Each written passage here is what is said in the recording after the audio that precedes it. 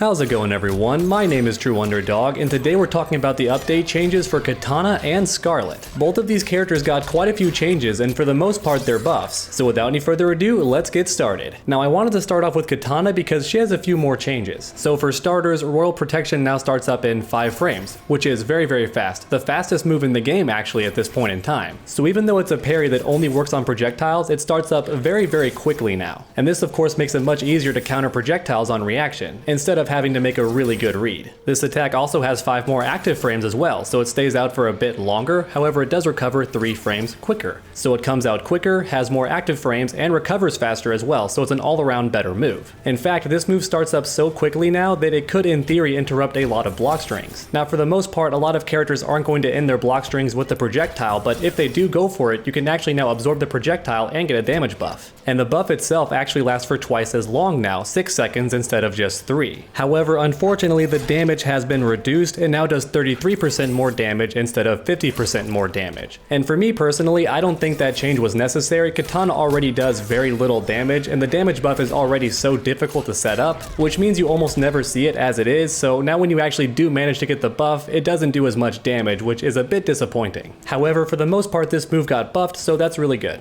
And Square Wave also got a damage buff as well, and now does 80 damage instead of just 60. However, the problem is you're typically going to do this move after a very long combo, so the damage buff doesn't really add that much to your overall combo, only a couple of %, but still the damage buff is appreciated. There was also a minor bug fix to Square Wave as well, where it can no longer OTG the opponent. So apparently if the opponent was on the ground or doing delayed wake up, this move could sometimes hit them, and now that will no longer happen. If the opponent is on the ground, you cannot hit them with Square Wave. And now the rest of these changes only actually apply to her variation 2, or as I call it, the Diet Melina variation. So for starters, the Gutted Crushing Blow now recovers quicker, which means we got jump combos. That's right, we did it, boys. So you actually recover so fast that if you move your fingers too quickly, you might drop the combo, so just keep that in mind. Don't be too quick because that recovery is no joke. The point is that this variation now has jump combos, and you all know how much I love my jump combos in Mortal Kombat 11. So for me personally, this change is a very big deal. And Kitana's dive kick actually ducks much quicker now on frame 5, so that's very good. It's now much better for countering projectiles even if you're closer to the opponent. I do think this variation was meant to counter projectiles, and now it's much better at doing that because she ducks so quickly on frame 5. And the Dinian Razor's got a bunch of changes, so for starters, there's now 2 different distances,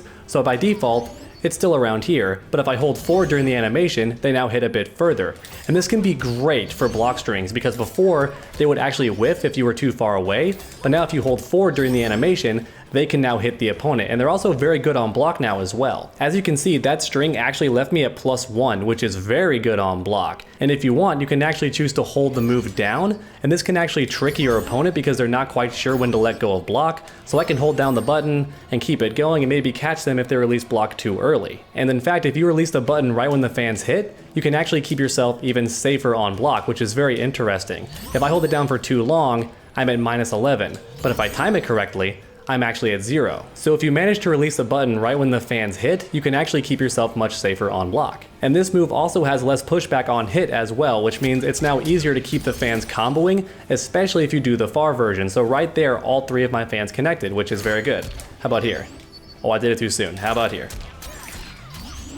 Okay, so there only 2 of my fans hit, and I don't even think both of them comboed, so you do want to space this move correctly and learn which attack strings combo into it the best. And as for corner combos, this move is still fantastic. It always was, and it still is. You get crazy damage in the corner with this thing without spending any meter. And that's actually it for Kitana, so now I wanted to share my criticism about these updates. So I do like all the buffs for Dinian Razor. The problem is we still don't have fan lift, which means our combo damage is even lower than it already is, and Kitana already suffered from very low combo damage. I think she might actually have the lowest damaging combos in the game when you consider how many hits she lands in a single combo. Kitana can easily land 10 hits in a single combo and barely break 25%, and if she spends bar, she's still lucky to get 27%, which is very low. So even though all the changes to her second variation are very nice, I don't think it's enough to offset the fact that her combos are only available in the first variation, at least as far as mid-screen combos go. And it's also worth mentioning that Kitana was never really that punishable on block. If you didn't land the hit for her back 1-4 for example,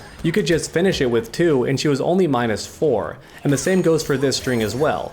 If you don't finish it, she's only -5, which is still not punishable, And you can also go for the overhead at the end, and now she's -7, which is still not punishable, and it's also a mix-up. Don't get me wrong, I do love the option to keep myself a little bit more safe on block. That's a really nice option, but at the same time, Kitana fans didn't really have an issue with her frame data on block. She was already relatively safe with her dial-in combos. And honestly, even her first variation didn't really get the changes that players wanted. The main complaint most players had is that her damage is just too low all around.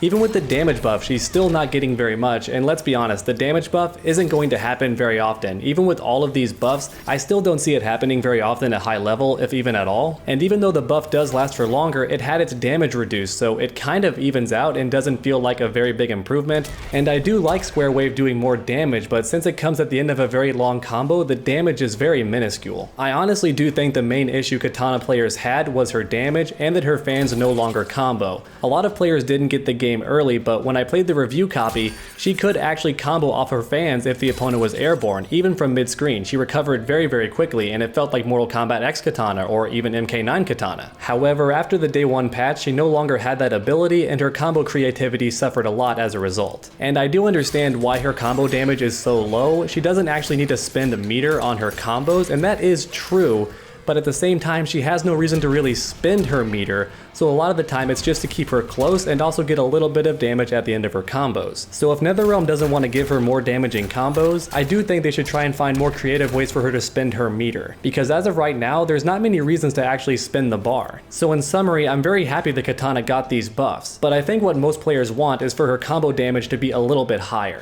And that was quite a mouthful, so next up let's talk about Scarlet. Now these first 2 changes are actually bug fixes that only apply in practice mode. So for starters, the Dagger Dance Crushing Blow now happens when you hold the correct button. So I'm guessing beforehand you had to hold down a different button or possibly both buttons at once to get the Crushing Blow, but now that's no longer the case. You can just get it the same way you would in an actual match. And the same is also true for Thicker Than Water. This Crushing Blow now works correctly in practice mode. And I actually do appreciate NetherRealm taking the time to fix minor things like this. It's certainly not going to help you out in a real match, but it's kind of cool that they addressed a tiny problem like this. But now onto the real changes. So Reaching Whip now recovers faster, 5 frames faster to be exact, which is good. This move always had godlike range, however it took so long to recover that you never saw it at high level, because if you missed this thing, you were just dead. The opponent had all day to jump in and get a combo, and now they still can if they jump before you do it. But if you throw it out and then they see it and go for a jump, they don't have time to punish you anymore. It has to be a read instead of a reaction. And of course, if they block it and you space it right, they can't punish it. So it's still a very good move. And her down 1 also has 3 more frames of hit stun. Thank goodness. I cannot begin to tell you how frustrating it was to fight certain aggressive characters like Jackie, because they would close that gap, and then when they were minus, you would do down 1, and they would just attack you anyway because they had such fast mids, and your down 1 wasn't even that good on hit. And it also doesn't knock them back at all. So the best you could do was actually this, because if you tried anything else, they could actually still beat you because the hit stun was so minuscule. So thankfully now that's no longer the case because you have 3 more frames of hit stun. Thank goodness. Down 3 is also much better on hit as well. It has 11 more frames of hit stun.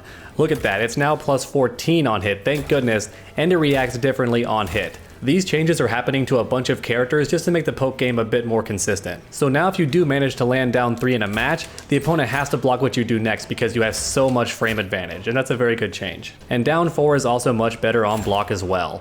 It's now plus 17, so 11 more frames of hit stun.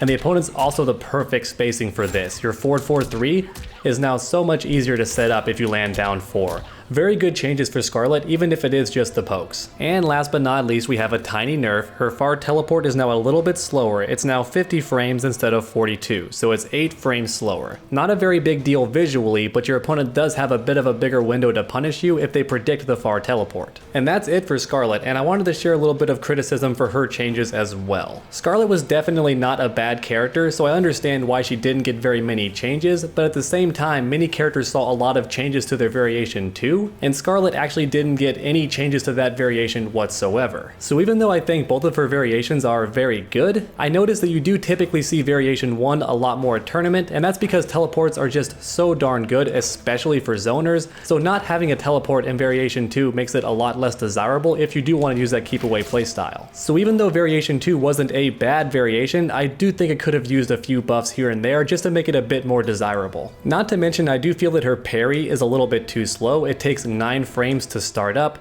and that may be typical for a lot of characters, but then I would argue that the parry should be faster in general. They're not very good at interrupting block strings, which is what I think they should be used for if the gap is pretty big. However, right now they're not very useful in that regard. Instead, they're used a lot in the neutral, if you're playing the footsie game, or you do a string that's somewhat safe or maybe a little bit plus and you cancel into it, so when the opponent tries to counter poke you, they hit it and get countered. But outside of that, it's not very useful as an actual parry. Instead, it's kind of like a punish bait, or a somewhat decent tool in the neutral, but it's not actually very good for escaping pressure, which is what I feel a parry should be used for most of the time. But maybe that's just me. Please let me know your thoughts on these changes in the comment section down below. Do you think they're fantastic, or do you think they could be a little bit better? And then while you're down there, please leave a like if you enjoyed the video. It really does help my channel out a ton. And finally, why not keep that combo going by subscribing and ringing that bell? That way you never miss a future video. Make sure to come back next time, and as always, stay underdogs.